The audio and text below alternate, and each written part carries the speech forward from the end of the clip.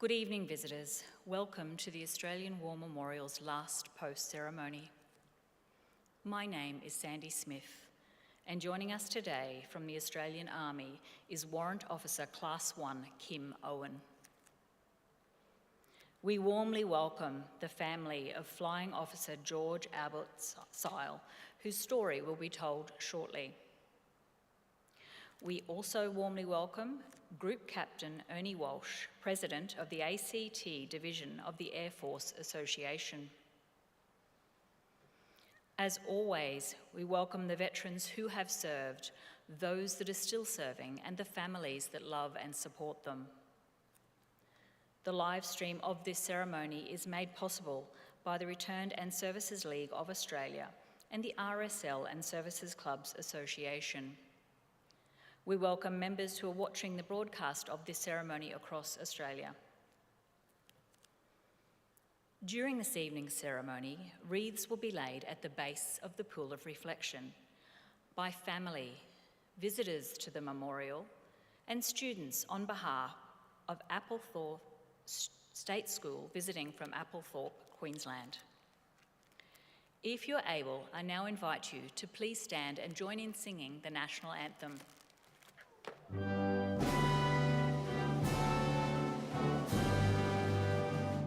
Australians, oh, let us rejoice, for we are one and free. With golden soil and wealth for toil, our home is got by sea. Our land abounds in nature's gifts of beauty, rich and rare.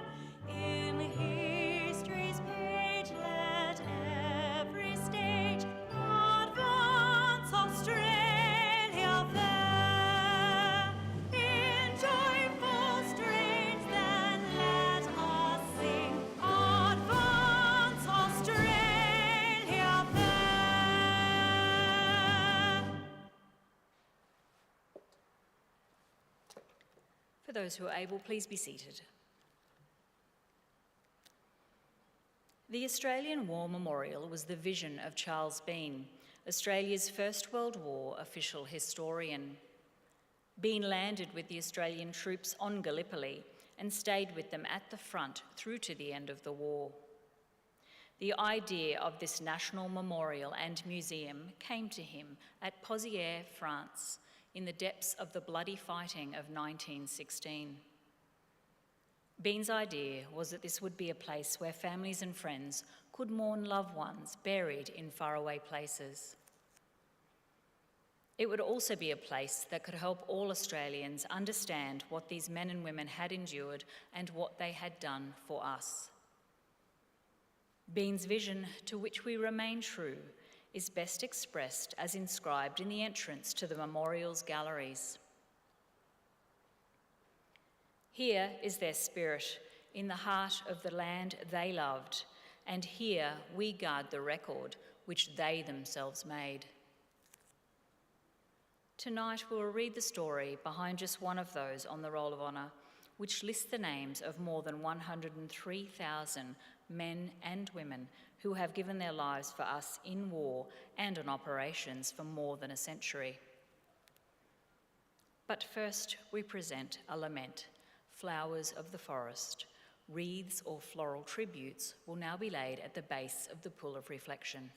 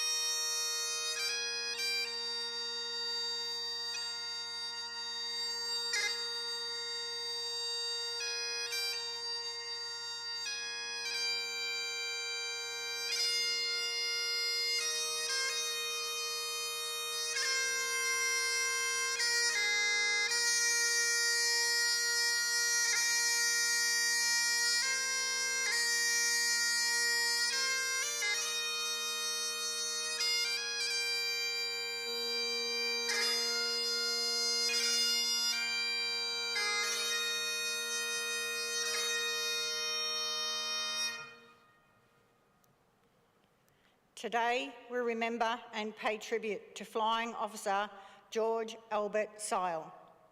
George Syle was born on the 18th of April 1925, the eldest of 3 children born to George and Bessie Syle of Oakleigh, Victoria. George sometimes went by his middle name Albert because his father had the same first name. He also went by the nicknames Bluey and Blue. On the 18th of June 1943, at the age of just 18, he ended his work as a bill clerk in a bank and enlisted into the Royal Australian Air Force. For the next year, he trained at bases in Sydney, Narrandera and Deniliquin. Throughout this period, he showed himself to be a reliable and capable airman, learning to fly Tiger Moth, Boomerang and Wirraway aircraft. In mid-1944, he was promoted to the rank of pilot officer, and in December he joined No. 5 Squadron, Royal Australian Air Force. No. 5 Squadron at the time was relocating to Bougainville, an island off the east coast of New Guinea. From there, it would fly Army cooperation, tactical reconnaissance, and low-level strafing missions against Japanese forces in the Pacific. Syle flew both Boomerang and Wirraway aircraft during his service with No. 5 Squadron, performing a total of 93 strikes and attacks and 23 other operations. He showed himself to be a capable pilot throughout. He wrote to his family that sometimes he flew so low over Japanese lines that he could see the bed sheets of Japanese officers in their huts. On the 8th of March 1945, Syle was involved in an aircraft crash in which his Boomerang developed mechanical difficulties that prevented him from flying at slow speeds. He was forced to land at above the recommended speed and overran the airstrip, but it was testament to his skills as a pilot that he was able to land the aircraft at all, with minimal damage to the airframe and without wounding himself in the process. In late July 1945, Syle departed from Bougainville for a period of leave at home in Australia. While in Brisbane, he became ill with hepatitis and was admitted to the Brisbane Military Hospital on the seriously ill list. On August the 12th, his condition not improving, he was placed on the dangerously ill list. His father travelled to Brisbane from Victoria, and he was with his son on the 15th of August when George, only 20 years old, died from his illness. He died on the same day that Japan announced its surrender to the Allies. His father desperately tried to have his son's body taken home to Victoria for a private funeral with his family, but regulations at the time meant that he was instead buried at the nearest war cemetery, Lutwyche Cemetery in Brisbane. His name is listed on the Roll of Honour on my left, among nearly 40,000 Australians who died while serving in the Second World War. His photograph is displayed today beside the pool of reflection. This is but one of many stories of service and sacrifice told here at the Australian War Memorial. We now remember Flying Officer George Albert Syle, who gave his life for us, for our freedoms, and in the hope of a better world.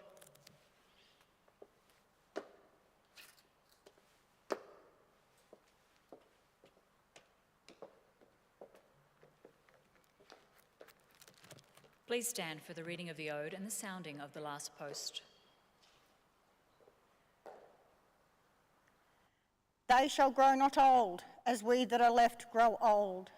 Age shall not weary them, nor the years condemn. At the going down of the sun and in the morning, we will remember them.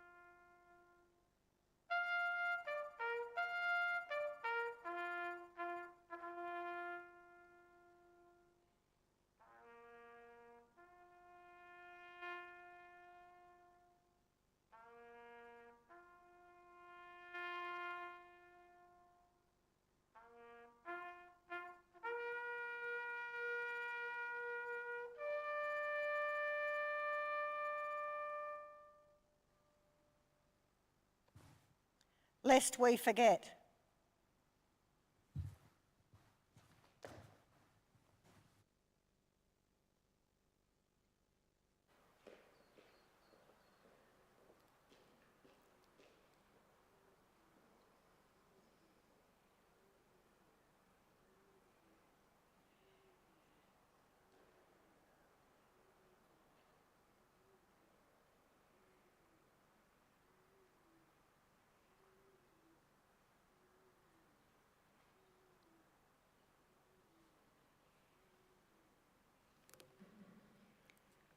We leave you this evening with the words of the memorial's founder, Charles Bean.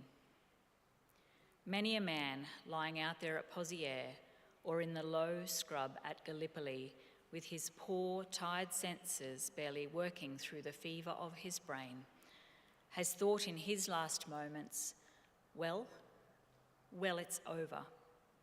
But in Australia, they will be proud of this. Ladies and gentlemen, girls and boys, that concludes the last post ceremony. On behalf of our director, staff and volunteers, thank you for visiting the Australian War Memorial today. We wish you all a very pleasant evening.